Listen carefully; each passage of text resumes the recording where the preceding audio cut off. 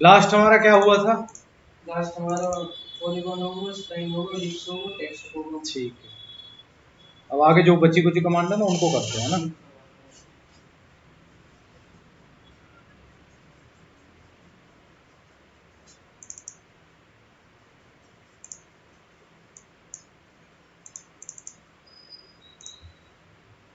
Sketch में बची हुई है ना कमांड अभी। ठीक है, ट्रिम हो गया, कन्वर्ट एंटिटीज तुम्हारा 3D के टाइम में यूज आएगा, ऑफसेट तुम्हारा हो गया है, मिरर हो गया, लीनियर पैटर्न हो गया और सर्कुलर पैटर्न हो गया, है ना। लीनियर और सर्कुलर दोनों हो गए ना।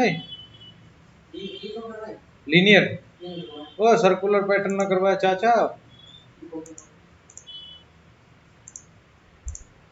सर्कुलर एरे नहीं करवाया था, एरे वही तो है ये। ध्यान कहाँ है तेरा भैया, करवाए नहीं थे फिर भैया ऐसे लीनियर हुआ था तुम्हारा रेक्टेंगुलर तरीके से। ये भी हो गए थे अपने डिलीट रिलेशन, ऐड रिलेशन। और इधर क्या लिखा हुआ है? Repair sketch. क्या है रिपेयर स्केच? बड़े भाई जैसे मैंने कोई भी स्केच बनाया, अगर मेरे से कहीं से ओपन रह जाए स्केच थोड़ा बहुत, ये ले, अब मेरे को दिख रहा है ओपन है या नहीं है, वैसे नहीं पता चल रही ना। तो यहाँ रिपेयर स्केच का काम क्या होता है? अब देखो मैग्नीफाई ग्लास दिखा दिया, एक दिखा दिया ना, इसमें गैप कम ज्यादा करोगे ना तो वो दिखाएगा। अगर आप कम रखोगे, बहुत ही कम रखोगे तो नहीं दिखा रहा। वो इस गैप की कैपेसिटी के ऊपर है कि जितना तुम यहाँ से बढ़ाओगे उसके अंदर अंदर गैप आ रखा है तो वो उठाएगा, नहीं तो नहीं उठाएगा। इसको बढ़ा के देखो, दिखा दिया। अब इसको जोड़ना कैसे है वापस? ट्रिम के अंदर कमांड थी एक, कॉर्नर। कॉर्नर का काम क्या होता है? इनको आपस में जोड़ना है। इसको सेलेक्ट किया और इसको सेलेक्ट किया, जुड़ गया भैया। अब यहाँ से फिर से सर्च करो, अब दिखा रहा कहीं है? रीसेट कर दो, अब दिखा रहा कहीं? गैप बढ़ाओ, अगर मल्टीपल गैप होंगे तो दिखाता रहेगा। अब गैप है ही नहीं इसमें, अब मैंने 2-3 जगह गैप छोड़ दिया ऐसे ही करके।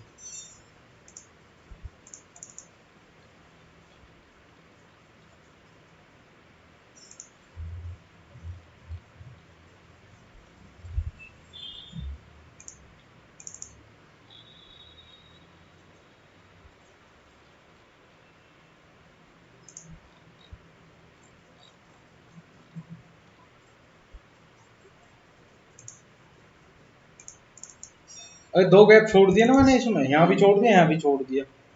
अब मैं यहाँ से सीधा गया कहाँ? रिपेयर स्केच, दिखा दिया गैप। जूम करो, अब यहाँ 2 दिखा रहा है ना कि 2 है भैया तुम्हारे। इधर क्या कह रहा है? 2 पॉइंट गैप है जी। दूसरे पे जाना, दूसरे पे भी जा सकते हैं यहाँ से आप। तो इसको जूम करने के बाद में सीधा यहाँ से क्या कर देना है आपने? ट्रिम के अंदर कॉर्नर को सेलेक्ट करो, देन इसको सेलेक्ट करो। ठीक है, ऐसे ही रीसेट किया, दूसरे पहुंच गया, इसको सेलेक्ट करो, देन इसको सेलेक्ट करो, रीसेट किया, ओके हो गया। गैप क्लोज, क्लियर है जी। इसका काम पता चल गया क्या है कि कहीं तुम्हारे स्केच के अंदर जो गैप वगैरह हो उसको दिखाने के लिए यूज किया जाता है किसका? रिपेयर स्केच का। नेक्स्ट ऑप्शन आता है क्विक स्नैप्स। क्विक स्नैप्स क्या होते हैं तुम्हारे? जैसे मैंने बोल दिया, मैंने सर्कल बना रखा है एक यहाँ, मेरे को लाइन चाहिए इस एंड पॉइंट से, दिखा रहा है इस मिड पॉइंट से, लाइन में कहीं भी दिखा रहा है ना। अभी मैंने बोल दिया मेरे को सिर्फ एंड पॉइंट से ही चाहिए, तो यहाँ क्या लिखा हुआ है? Point snap. तो पॉइंट ही पॉइंट हाईलाइट होंगे। अब पॉइंट ही पॉइंट हाईलाइट हो रहे हैं ना सारे, नहीं आई समझ में अपनी चीज? क्लियर है ना। नेक्स्ट इधर क्या कह रहा है? सेंटर पॉइंट किसका होता है? सर्कल का। भाई इसके पॉइंट अब दिख रहे हैं तुम्हें कहीं?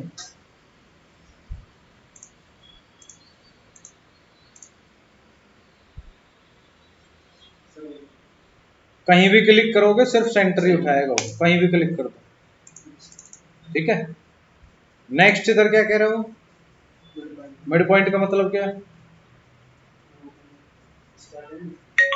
मिड पॉइंट का मतलब मिड पॉइंट के रेफरेंस में। ठीक है, क्लियर है ना। एक मिनट रुक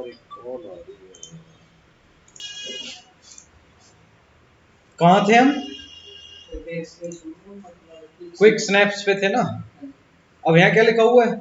मिड पॉइंट। मिड पॉइंट का मतलब क्या है? मिड पॉइंट ही मिलेगा जी, कहीं भी चले जाओ आप, ठीक है। मिड पॉइंट का मतलब है मिड पॉइंट ही मिलेगा। अब यहाँ क्या लिखा हुआ है? क्वाड्रेंट। क्वाड्रेंट का मतलब है क्वाड्रेंट पॉइंट, दिख रहे हैं ना सर्कल के क्वाड्रेंट। क्लियर बेटे भाई? नेक्स्ट क्या लिखा हुआ है यहाँ? इंटरसेक्शन क्या होते हैं? जो आपस में इंटरसेक्ट होते हैं, दिखा रहा ना, यहाँ पॉइंट दिखा रहा होगा, छोटा सा दिख रहा है ना, वहीं से उठाएगा वो। यहाँ क्या लिखा हुआ है? नियरेस्ट। नियरेस्ट का मतलब क्या है? समीपी पॉइंट, ठीक है। सबसे जो नजदीकी पॉइंट है वो होता है नियरेस्ट पॉइंट, ठीक है। क्लियर? ये तुम्हारा सबसे नजदीकी पॉइंट, कहीं से भी क्लिक करोगे ना आप तो वही आएगा तुम्हारा पॉइंट, सबसे नियरेस्ट वही होता है। उससे नीचे यहाँ क्या कह रहे हैं? टेंजेंट का मतलब क्या है? अबे टेंजेंट किसी सर्कल के साथ, सर्कल के साथ टेंजेंसी मेंटेन करेगा, दिखा रहा है ना। इस सर्कल के ऊपर जाओगे तो इस सर्कल से टेंजेंसी दिखाएगा, जहां कहीं भी आप क्लिक कर दोगे उसी के हिसाब से टेंजेंसी चलेगी। क्लियर? अब इधर क्या कह रहा है नेक्स्ट? HV का मतलब क्या हो गया? Horizontal vertical snaps. हॉरिजॉन्टल ये हो गया, वर्टिकल ये हो गया, कि दोनों के मेरे को ट्रैकिंग चाहिए, दिखा रहा ना। तो ये होते हैं तुम्हारे हॉरिजॉन्टल वर्टिकल स्नैप्स, उनके हिसाब से ट्रैकिंग शो करेगा वो। इधर क्या लिखा हुआ है? ग्रिड का मतलब क्या हो गया? ग्राफ होता ना, पहले तुमने किया होगा, ग्राफ के अकॉर्डिंग वो बनाते थे।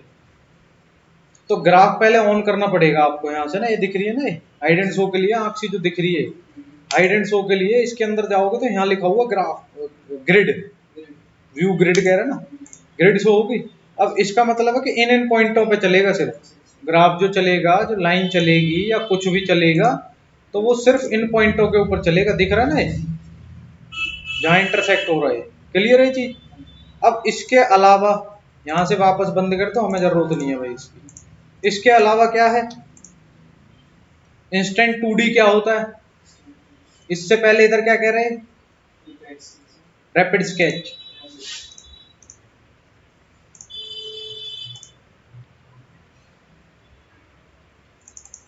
रैपिड स्केच जब ऑन करके रखते हो ना आप, तो इसका काम होता है 3D के टाइम में। इसका मैं बताऊंगा तुम्हें किस क्या काम होता है जब 3D करेंगे ना, जब यूज आएगा इसका। उसके बाद यहाँ क्या लिखा हुआ है? Instant 2D। अब इंस्टेंट 2D क्या होती है? इंस्टेंट 2D है भैया, मैंने ना ये डायमेंशन ले ली 120, ठीक है। ये डायमेंशन मैंने ले ली 100, ठीक। जब मैं इंस्टेंट 2D यहाँ से बंद करके रखता हूँ, मैंने डायमेंशन सेलेक्ट करी, और इस पॉइंट से जब मैं खींच रहा हूँ ना, ये बढ़ तो नहीं रही है, नहीं बढ़ रही ना। जब मैं इंस्टेंट 2D ऑन करके रखता हूँ, इंस्टेंट 2D का मतलब है इंस्टेंट 2D के अंदर आप इस डायमेंशन को यहाँ से स्ट्रेच करके बढ़ा सकते हो। ब्लू सा डॉट दिख रहा है ना, इसको खींच सकते हो आप, ठीक है, जितना भी खींचना है। इसकी हमें जरूरत नहीं पड़ेगी, हम सीधा डबल क्लिक करेंगे डायमेंशन के ऊपर, भाई मेरे को चेंज करनी है, डबल क्लिक करा डायमेंशन के ऊपर, वहां से चेंज हो जानी है। इतना समझ में आ गया? ये बताया था। प्रॉपर क्लोज स्केच जो होता है वो शेडेड शो करता है, ठीक है। और क्या रह गया है? ये मूव वगैरह तो करके देख ही लोगे। ये मूव कॉपी, मूव, किसी ऑब्जेक्ट को मूव करना हो, यहाँ क्या लिखा हुआ है? और यहाँ क्या लिखा हुआ है? एक्स वाई का मतलब है एक्स वाई के रेफरेंस में जा रहा है भैया।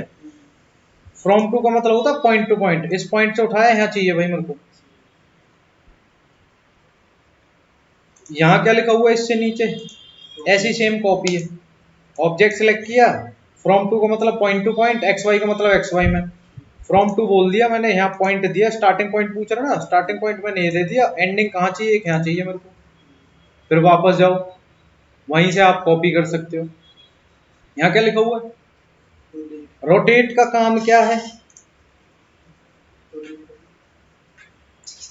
हिंदी मतलब बता। रोटेट का काम क्या? घुमाना, ठीक है। अब मैंने बोल दिया भैया मेरा 100 का ना ये डायमीटर दे रखा है। अब सपोज करो मैंने ना एक यहाँ से इस तरीके की एक प्रोफाइल बनाई,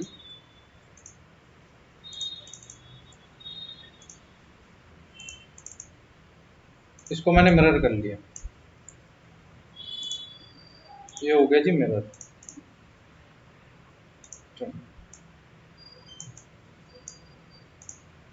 इसको ट्रिम कर लिया मैं, ये है ठीक है।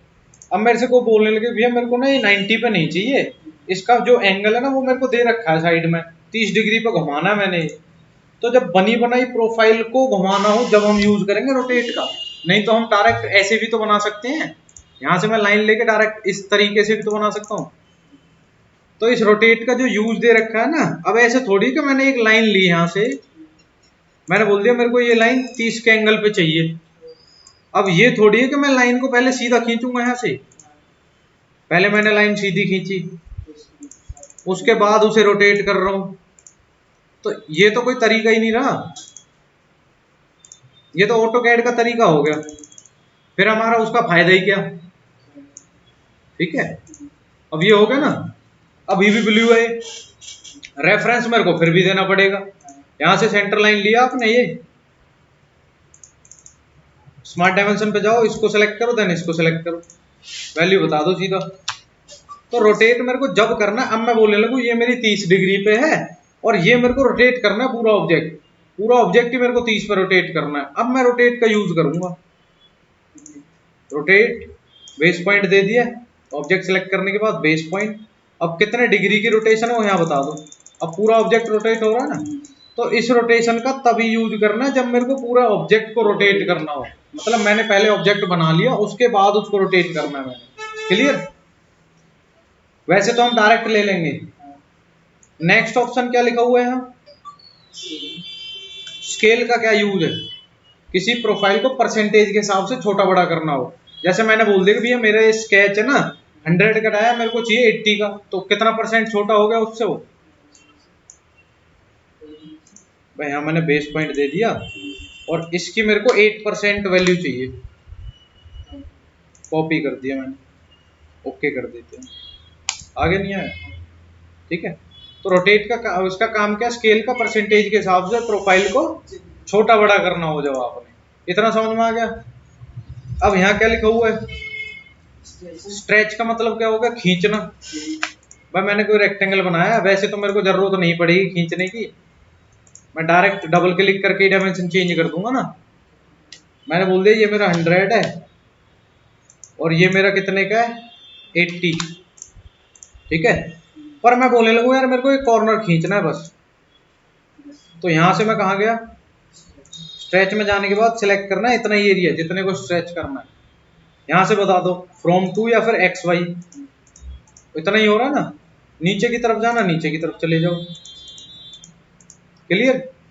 तो स्ट्रेच का मतलब क्या है, किसी भी एक्सिस पे आप वैल्यू को स्ट्रेच कर सकते हो, ऐसा नहीं है कि हॉरिजॉन्टल वर्टिकल डायरेक्शन में ही जाएगी। भाई अगर हॉरिजॉन्टल वर्टिकल में भेजनी है तो यहाँ डबल क्लिक करेंगे हम, सीधा डायमेंशन को चेंज करेंगे यहाँ से, है ना, यहाँ से चेंज करेंगे डायमेंशन। नहीं आई समझ में?